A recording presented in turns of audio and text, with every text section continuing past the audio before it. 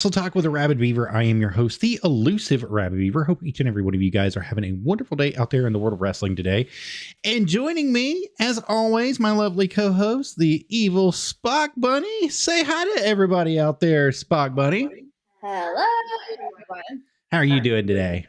Doing good. How about you? I'm doing awesome. I hope that you're doing well. I hope that everything's going on with you. Now, we went to Trials at the Troubadour in Nashville, Tennessee on Friday the 19th. And did you have a pretty good experience at the Troubadour Theater out there in Nashville? I did. There was a lot of good wrestlers that performed that night. Yeah, there's a lot of good wrestling that took place that night. Now, one of the most surprising things I think that happened at Trials at the Troubadour was the Kazana kids turning their backs on what they were taught and trained and know to do as right. And they ended up becoming evil all of a sudden. That's right. The country gentlemen went evil, guys, and took it to a deep, dark place where only their dad in the past has gone. And yes, I'm talking about it, Joe Kazana. I know that you were the dirty, dirty little man back in the past. Did anything you could to get your way and get your name out there and put across. But you shouldn't be letting your children do it. It's just horrible, horrible actions for you. But we had a lot of fun. We had a lot of good stuff. Now, with that being said, you know, we came guns blazing, Stu Crew shirt and all for them versus the country gentlemen. I was for the country. You were for the Stews. Don't let her lie to you. She's a Stu Crew fan, too. We had two sides. Yeah, we're a house divided. I went with the country gentlemen. Just a little bit. Just a wee little bit out there. So, but, you know, we had some fun. We had a lot of fun. Aleister Crowley was there, and she was facing Kylie Page. That was one of the main opening matches, and it was an excellent match from the get-go, from the start. Aleister kind of gave Kylie a run for her money. You know, it really looked kind of hairy for a little bit. Yeah, she was really behind there for a while. You were kind of wondering if she was going to come out on top or not, the way that it was going.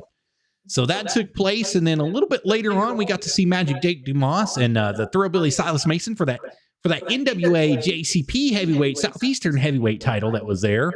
And his apple juice that he likes to drink. Apple juice, that's right. His liquor in that flask. Someone asked him, he's like, it's just apple juice. Yeah, that's right. But although he did perform a little better after drinking it. Yeah, he always puts on a good show after he gets that flask going on. They were all asking him to pull a magic trick. Do a magic trick. Pull it out your hat. Well, Cyrus put his hat and was playing with it while they were on the floor. Yeah. I think I'm echoing a little bit. I'm going to turn it down just a hair to make sure that we're not echoing. I do apologize about that if we are, guys. I'm so sorry. But yeah, he pulled that thing out and he was showing them. They were trying to say, pull the rabbit out of your hat, do us a magic trick, show us a card trick.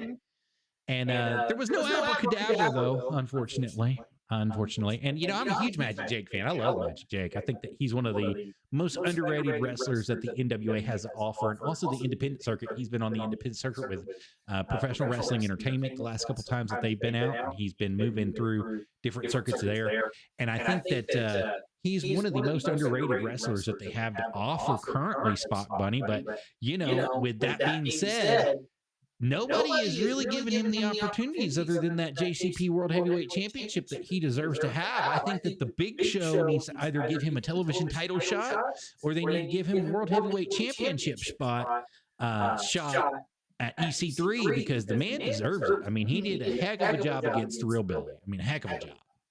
So what are your thoughts? I thought he outperformed himself. He really did. There was a spot where the Thoroughbilly Silas Mason himself was doing an arm drag, and he actually rolled through the arm drag with him. And I haven't seen that done very many times at all, where one person outrolls the other one. Normally it's done in like Japan or Mexican style wrestling, but it wasn't done there. It was just a nice little move that took place and was going out and was having fun there. I liked his little twirl at the very end. Yeah, his little twirl he did was awesome. And then so majestic looking. Then the thrill he gave the old "you're number one" to the entire fan base as he was giving the thrill ride to Magic Jake. Unfortunately, Magic Jake lost that match. We have to come out and say what happened. But you can catch it on the JCP page on YouTube here in a couple weeks. As soon as it comes out, you guys get to see the full thing from start to finish. And we're just kind of talking about the stuff that happened there. And, you know, there was a lot more that took place there that we're going to be getting into as well. So one of the most underrated matches was one of the first matches that took place, which was Zenith. Zenith took on Total Violence Authority. Excuse me. I'm sorry. I had a hiccup there. Total Violence Authority, you know, Devin Dixon and the big L, Lance Gittemeyer. They were astonishing. Probably the best hair in the business. One of the best mullets, if not the longest mullet in the business there, was for TVA. And they did a great job against them. Not many people can step into the ring with TVA and hold their own. And they were holding their own for quite a while. So they did a really good job. We have to give Zenith the utmost respect that they deserve, especially for holding against a hard tag team, a really good tag team, and a tag team that deserves to be out there. So that was a television ready tag team that they took on and almost beat, almost had them 1, 2, 3 center of the ring. And it wasn't even close. Like they had them for a long time during that match.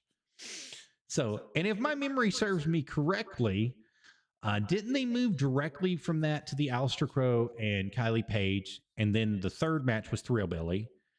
And then then it was the four people. Yeah, then it was Colby Carter, Big Strong Mims. I don't know the little guy's name. And, McQueen. I can't think of I want to say his name's Drew McQueen, but it was McQueen. McQueen was the fourth guy, the real flamboyant guy, the guy who was wearing those pink tights and was mouthing off to everybody.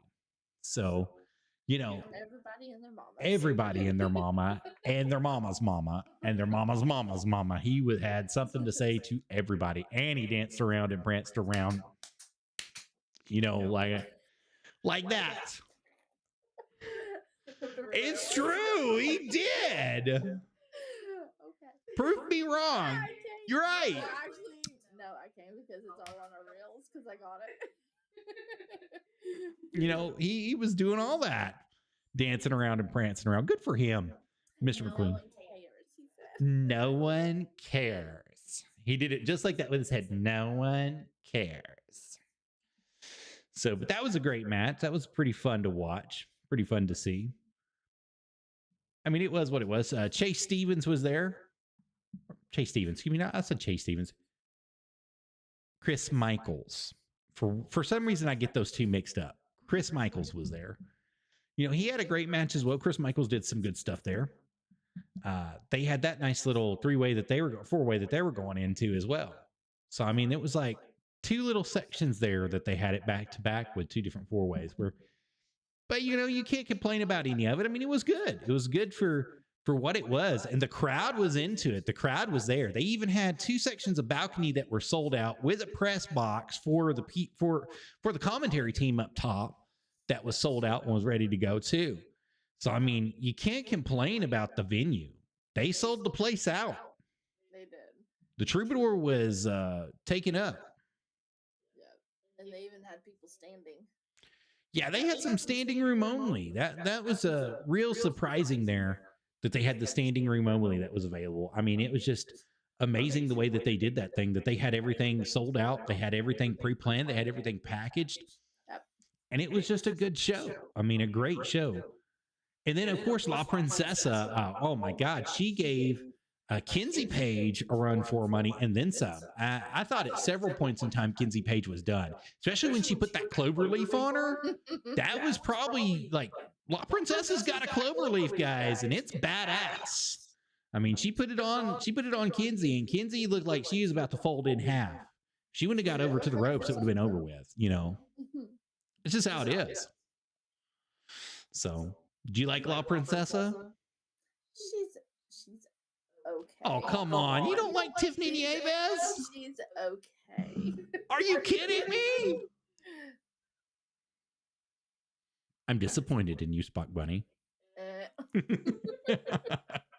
Yeah, but La Princesa did really well. I've got to give her credit. I've seen her in the past at a couple different shows, a couple different events, and she really brought it to this show. She gave everything and then some at this show. She was putting it out there. She was doing it. Every move had purpose. There was no wasted space. There was no wasted time. That's some of the biggest stuff that sticks out in my mind from indie wrestling to professional wrestling is a lot of time you have wasted space and wasted time. And during this, you didn't have any wasted space or wasted time. It was every move had purpose. Every move had something that was coming after it. Every move, they had it thought out. Even when they went down, like both of them clotheslined each other at one point in time and went down. And, you know, they gave them the standing 8 count for them to get back on their feet and start fighting again. Every time that they had something like that happen, it was call and response. It was there. And in indie wrestling, a lot of times you don't get that. You know, you don't get the call and response. You have them fall to the ground and then they don't know what the hell they're doing for the next 5 minutes. And it just kind of seems like it's thrown together. That was a major difference there is they knew exactly what they were doing every time it happened. And that happened in every match. It just wasn't one match. It was every match it was going on that it was happening and taking place with. So, you know, it is what it is. What do you think? I think they did a great job putting the show together. I mean, coming from a place like TWA, Pikeville, to a place like NWA JCP Trials at the Troubadour. Just make sure if you go to Nashville, bring money for drinks. Yes. So we bought 2 Cokes at the bar, and they were little itty bitty cups. They were 8-ounce cups. They were $5 a piece.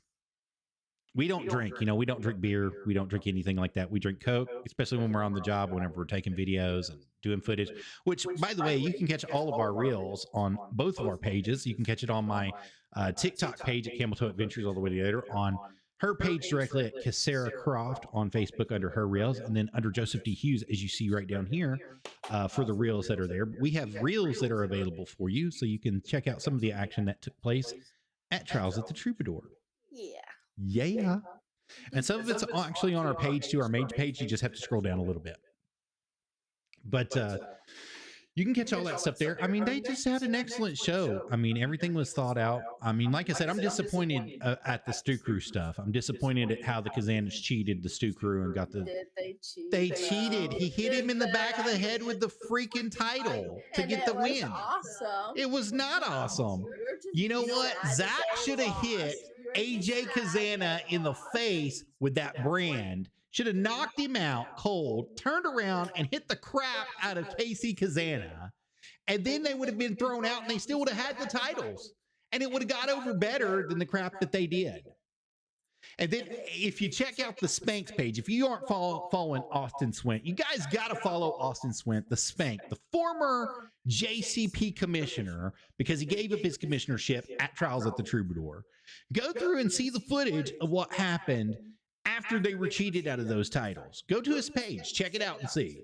And then you determine exactly what happened, because he goes through it step by step. He goes through him getting cheated out of the titles. He goes to him going to Joe Kazana and trying to talk some sense into him about what just happened. And then see what happened. And you tell me if they didn't learn it from their cheating dad. You tell me if they didn't. They just got trained harder. Oh, come on. They trained hard enough. Are you kidding me? We also got to see Shoop there too. Yeah, Tyler Shoop was there. That's absolutely right. And he was actually one of the main matches that took place in the beginning. He was actually the 3rd or 4th match that took place. And he was versing Alex Taylor for that the whole NWA Junior Heavyweight Championship that Alex Taylor just won a couple of weeks ago on a house show against Joe Alonzo. So, you know, that's a big deal. Now, from what I understand, now you guys may have heard this here elsewhere, but you're hearing it here right now for the first time as I'm doing some weird shit with my hands for you.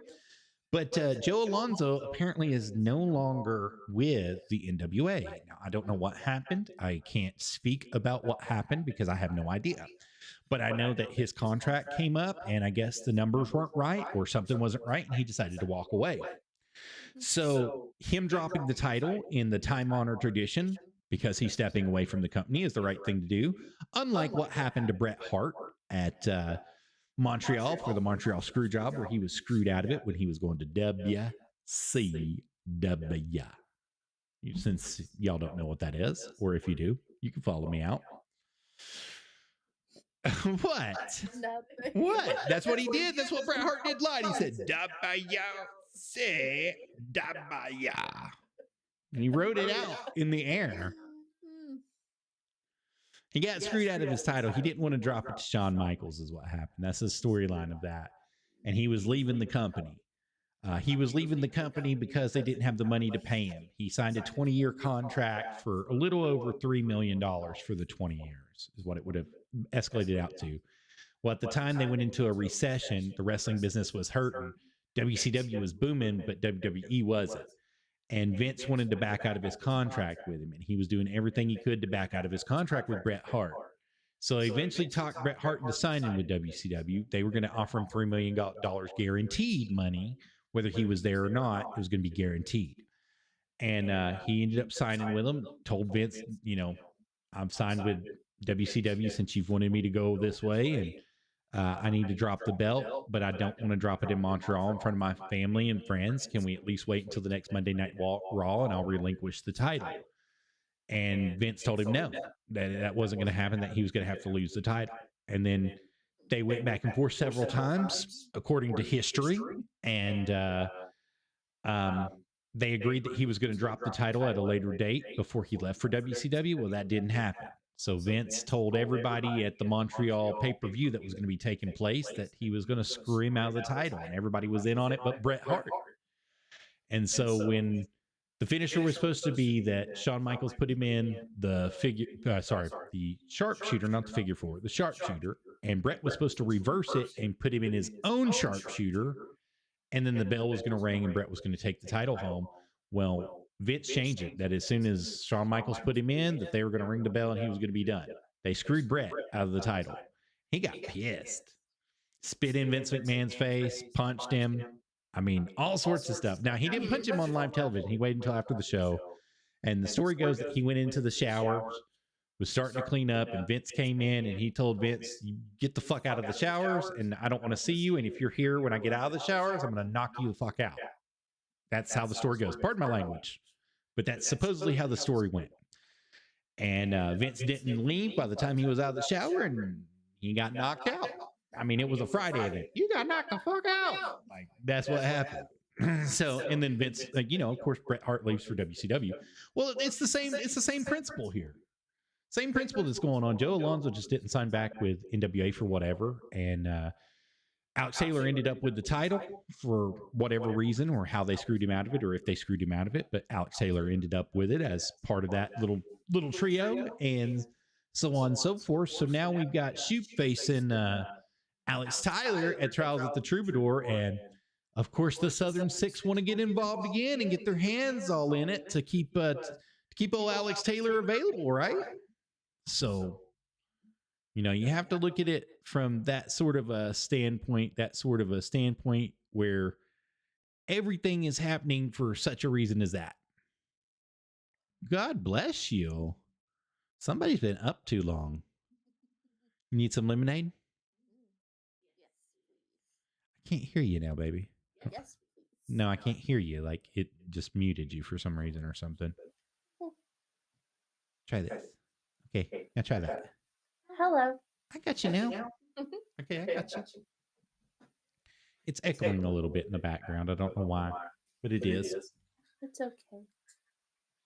But yeah, so I don't know what happened with Joe Alonzo, though, since we're on that. I have no idea. I don't know why the money wasn't available to him, or they didn't want to sign him back. Joe Alonzo is a phenomenal talent. And as you're going to see coming up in the next coming Powers, before they X him completely off the show and he's gone, he's going to be facing a Battle Royal here pretty soon, isn't he? I believe so. I think so. I think it took place in Knoxville, Tennessee. And we were part of that show, too. So you guys can hit that on the Power app on Tuesdays whenever it's going to be coming on here in the next couple weeks. Now that they've got everything set and ready for that to go forward and get going. Excuse me for a minute. I need some lemonade.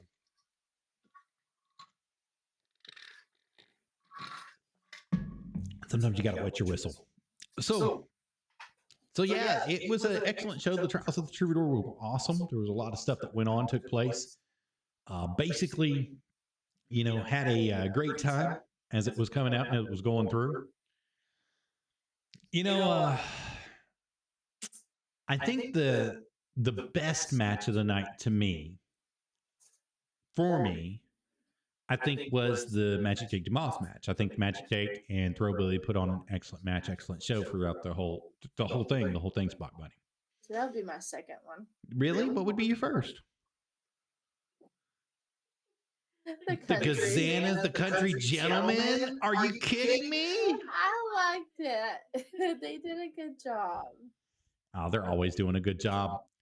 But like I said, I can't stand it that they're starting to cheat again, that they're starting to use their father's tactics to get ahead in the business. Hey, you gotta do what you gotta do. That's not true. There's a right way and a wrong way to do stuff. It's there. Yes, there is. And you know it too. And there's a spot for it. Go for it. Come on, man. It's not like they're using Jim Cornette. It's not like they've got a manager out there who's doing it for them. They're doing the dirty work themselves. That's what makes it even worse. For them to flip and become a heel team all of a sudden, that's awful on their part. So what happens in the next couple months? So Coalfield's coming up. All right. So August 2nd, Coalfield's coming up. War Games, right? Let's talk about it. Let me get over to it. Oh, crap. I just lost it. All right, so it's going to be 10 men in a ring, 2 rings, 1 more. So you got the country gentlemen, both AJ and Casey Kazana. You got Joe Kazana and Aaron Stevens are going to be tagging together with TVA. So those are their 2, 4, 6. Those are their 6 men. Then you're going to have Zenith, the Walk, the Spank, and the Stew Crew on the other side that's going to be going on. They're putting a child in the match. A child is in that match. That can be considered child abuse. Are you kidding me? Yeah. Is it really? Absolutely is. Absolutely 100% is. And then they've got some other things that are going on. Tyler Shoup's going to be there, of course. Silas Mason's going to be there. Jack Stain's going to be there. Tiffany Avis is going to be there. Kylie Page is going to be there. Let me go over to the live scene. Hold on just a second, ladies and gentlemen. Let me get to you so you can see it. So this is what's going to be taking place right here. Friday, August 2nd, Coalfield School, 1720 Coal Hill Road in Coalfield, Tennessee. They're going to be doing all that good stuff that's there. So, you gotta think about it like this, though. If you're being honest, you've got 4 wrestlers versus 2, 4, 6, 8 wrestlers. It's not even a fair match at War Games at all. And the Spank gave up his position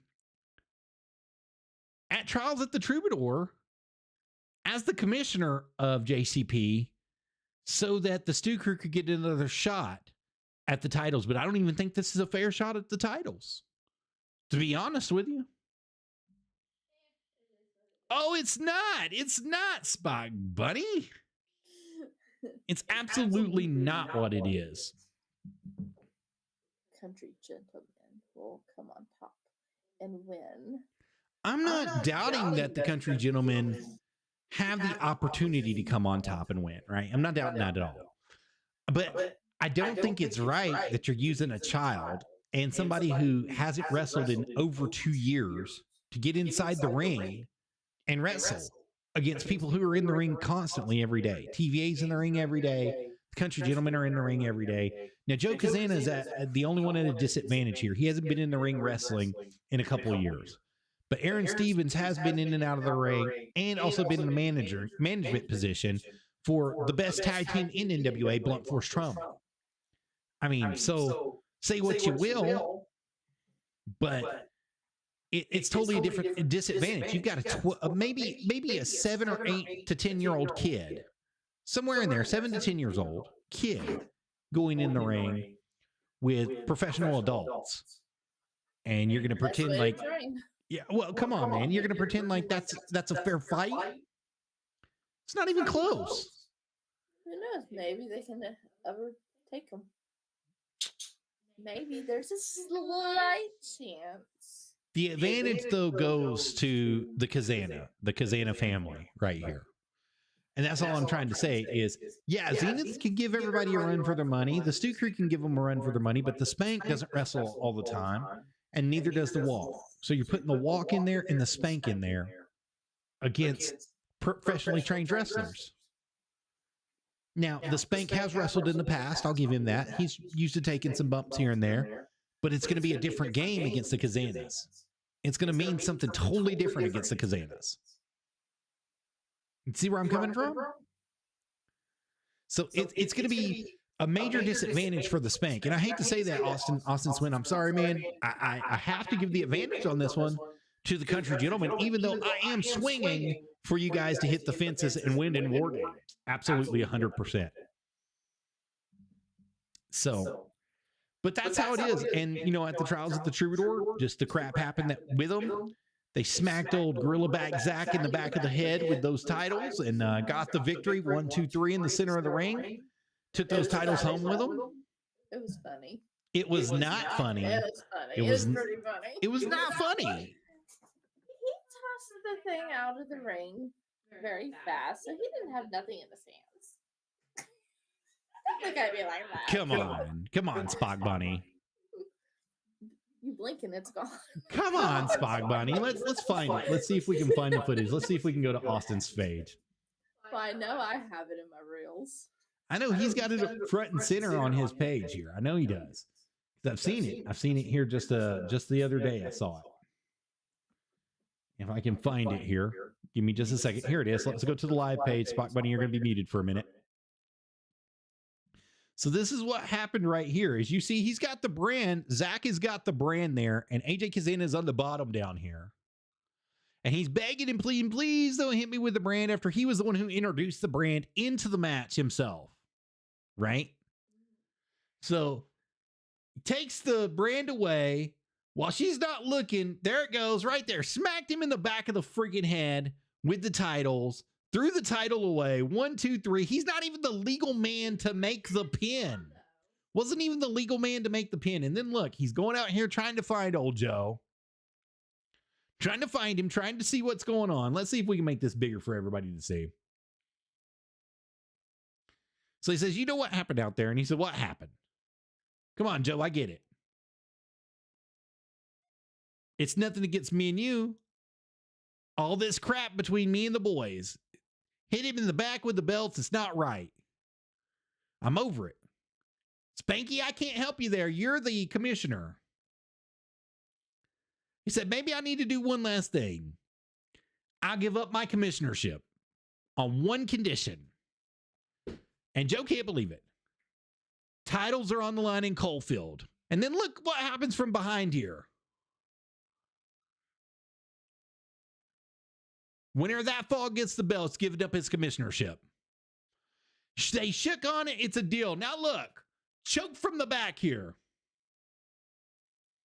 He's no longer the commissioner, so they get to put their hands on him and beat the crap out of him. Come on, tell me this is right. In what world of wrestling is this right? What? Hold on, you're still muted. I've got to switch you back over. All right, now say it. Bye, Spanky. No, it's not even right. It wasn't even right what happened, and you know it. You know it wasn't right. Spock Bunny. Spock Bunny. It's not right. So as you guys got to see it right there, you know, firsthand through his page, you can go up there and look. You can look on his page. You can find it. It was June 22nd at 9:20 p.m. is when he posted it from Nashville, Tennessee, live with the Country Gentleman behind him, attacking him and beating the crap out of him live on television right there for you guys to see all over the world now. Now it's all over the world that they see it. The Spank gave up his opportunity to be the commissioner, to put the titles on the line in Coalfield in that War Games match, and they have a disadvantage. The disadvantage goes to them now. So, what do you do, Spock Bunny? Go for it. They're going to go for it. They're going to go for it, but you can't have the kid in the match. They got to have somebody else that's got their back in that match. Somebody with experience, Spock Bunny. That's all I'm trying to say is they need some experience behind them. They need to look down deep and find a tag team. One that dances. One that swivels. One that hivels. One that does the golden goose and holds each other up tight. They need some Gustavo and they need some Angst and Ray in their lives, guys. I mean, they really do. They need two more people that actually have the advantage to go there. That would be a perfect tag team to go into that match with. And if not them, I mean, who else could you go with? Who else is a tag team that you can think of off of the top of your head that you would want to go with into that match? Evan Golden, that's right. The Guiding Light. Yes. Guiding Light would be perfect for that match. But like I said, the disadvantages there are now out there. And I'm putting it out there. I think that they would be perfect. I think the Guiding Light, I think Gustavo and Kingston Ray would be perfect to go into that match of War Games. But they would have to pay them. It's going to come down to the money, Spank. You're going to have to find somebody to substitute for you and the kid, the Walk. So, you know, Trials at the Troubadour was an overall success in my mind. They sold the place out. I mean, they sold the place out. It looked phenomenal. Let me get some pictures back up for you guys. Yeah, top and bottom. There was two different sections that were up top that were sold out. They definitely had a booth that was available up there as well that was sold out. The announcer even a person that had a cutout board. Yeah, the wrestlers. Yeah, they had several of them that were up top that were up there going for it. So let me go to the live scene. I'll show you kind of what we saw. This was the first match before everything got there. So as you see here, this is the first match, and there's a couple seats that are missing on the left-hand side here, but everything ended up filling out. So all the seats were sold out, and they actually had a great show. And that was maybe 5 to 10 minutes into the match there, because that Zenith coming out on top with TVA, the first match of the night that was taking place there. And this is what it looked like before. Whenever we first arrived there, and it was just like that. It was beautiful. I mean, and that's where it was at. The Troubadour, the Real Country Theater right there is where it took place at. And, you know, it was just a great show overall. I mean, I have to give it, you know, if I'm rating it on a scale of 1 to 10, I'm going to give it an 8.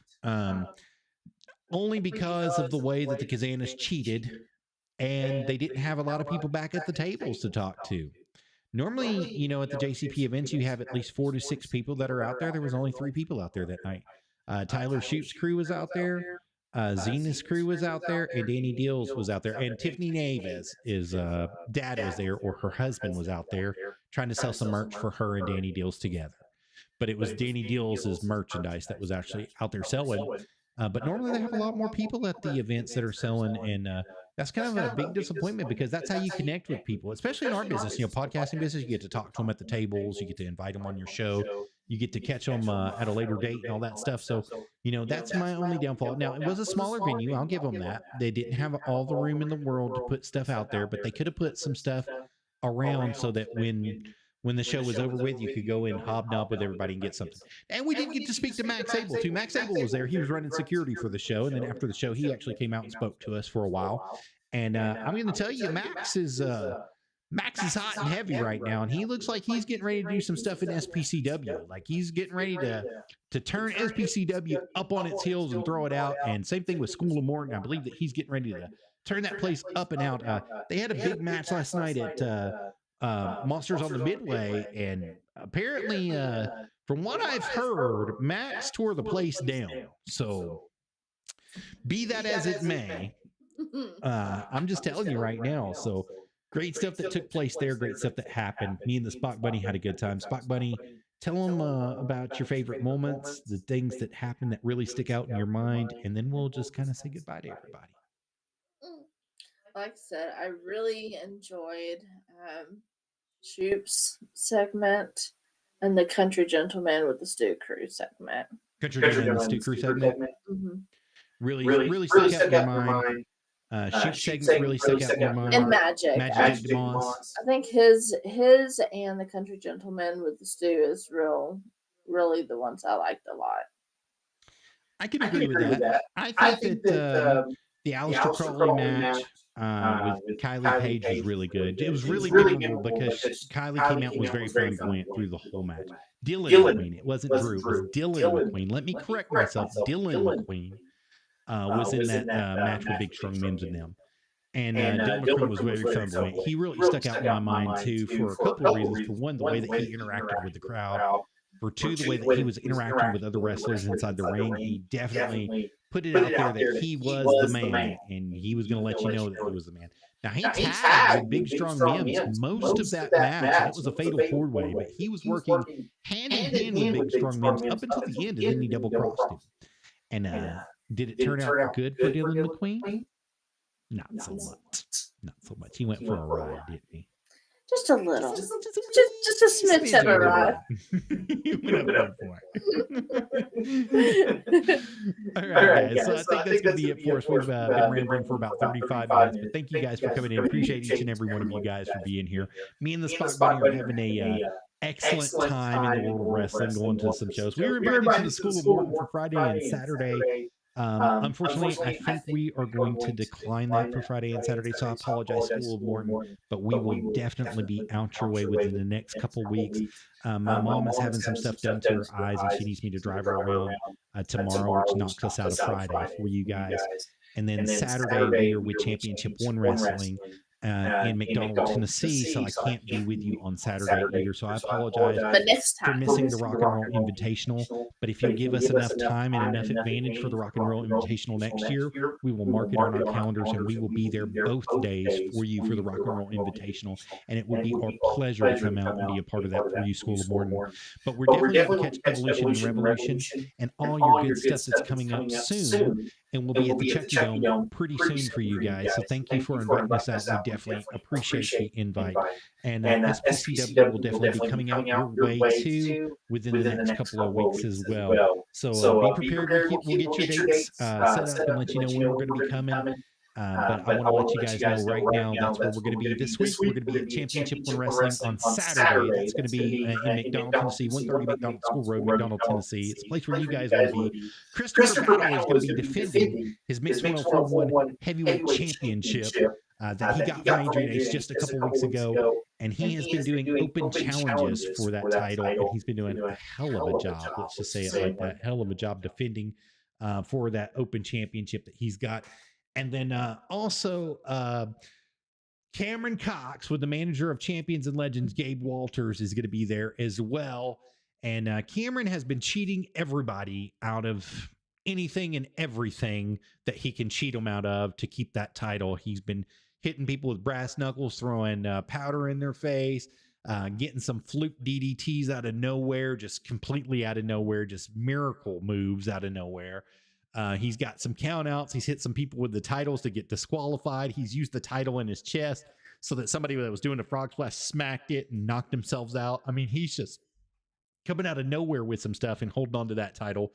So we're going to be going and checking out some of Cameron Cox, the Pied Piper of professional wrestling, as they like to call him. And Wrestle Talk with the Arabbidb3aver's got some birthdays today that we've got announced. Paulie, the nature boy. Nate, happy birthday, baby. We want to let you know right now that we're thinking about you. The killer, TK Arden, happy birthday, baby. We're letting you know that we're thinking about you as well.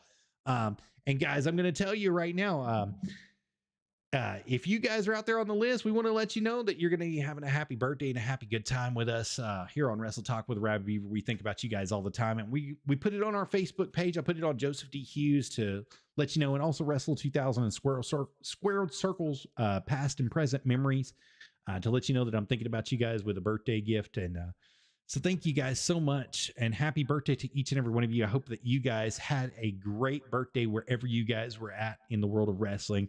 And while we're on the notion of Paulie's son needs a kidney, guys. And he's AWF, so you guys can catch him at AWF all the time down there at the circus tent at the temple. So definitely catch him down there. But if you guys know anybody in the world, he's putting it out there for him. He needs a kidney for Peyton. And so we're putting it out there. We told him Wrestle Talk with Arabbidb3aver would be thinking about him and Lex Lee and Peyton Lee. Peyton needs a kidney, guys. Let's try to get him a kidney. Now, my dad is a kidney transplant patient, so this is something that's near and dear to my heart. My dad got one about 15 years ago, but he went through about 10 years worth of rough dialysis and didn't know if he was going to get a kidney, didn't know if he was going to be alive. And so I know what Nate is going through with his son. It's even harder with your son. So let's pray for him. Keep him in your heart. Keep it in your mind. Keep it in your prayers. And also keep him on that that mind for those of you that may know anybody. And you can check it out on my Facebook page, also on Pro Wrestling Entertainment. Pro Wrestling Entertainment shared it on AWF's page, on Lex Lee's page, on Gabe Walters' page. All these pages that I mentioned to you on Facebook, Wrestling 2000, Squared Circles, Memory, Past and Present. We put it out on all of them. You can catch that each and every place that it's at, and they've got a phone number to call. If you guys match his blood type and you're able to give a kidney, please do so. Give the gift of life this season. Give the gift of life to a wrestling family that has a great tradition, a great time-honored tradition, and has done nothing but do great for the business themselves. And Paulie, we're thinking about you. You're in our heart, our minds. You're in our prayers. And your son, Peyton, is in our prayers as well. Actually, your brother is in our prayers as well. So I just want to put that out there to the world before we get off the show here. So thank you guys so much for being a part of this, wherever you're at. And if you like what you see, don't forget to hit that like, hit that subscribe, hit that follow button. And also, we have merchandise available if you like what you see. That's how we keep the lights on here at Wrestle Talk with Arabbidb3aver, and how we have all this beautiful stuff in the background. That's how we keep all that stuff coming and keep the comic book studios in Cleveland, Tennessee alive. So definitely, if you guys want to donate, you have the option to do that right off the page. If you want to buy merchandise, you can hit the 3 tabs at the right-hand side at the top. After you click the Streamlabs link that's inside the video, you can go to the merchandise page and you can buy you some Wrestle Talk merch. You can buy you some Camel Toe Adventures merch. You can buy you some Arabbidb3aver live streaming merch. It's all right there for you guys. I've got a little bit of everything. I got shirts, t-shirts, baseball shirts, hoodies, water bottles. I've got coffee mugs. I got all sorts of stuff on that page if it hasn't sold out yet. So I just want to let you know that's how we do that. So thank you guys for being a part of this, and I hope you guys have a wonderful night in the world of wrestling wherever you're at. And don't forget, Saturday 10 a.m. we're going to be doing Wrestle Talk, Championship One Wrestling rewatch and review from this past Saturday morning's event that's going to be taking place. And I believe that this coming Tuesday, we've got the Notorious Storm is going to be coming on Wrestle Talk and doing an interview with us as well. So it'll be an excellent time in the world of wrestling. You guys come on out and join us. Absolutely. Spock, any last words? Thank you for listening to us ramble. Thank you for listening to us ramble, she said. All right. Thank We you. love you. We love you guys very much. Thank you guys so much. And you all have a wonderful evening wherever you are at. Bye-bye.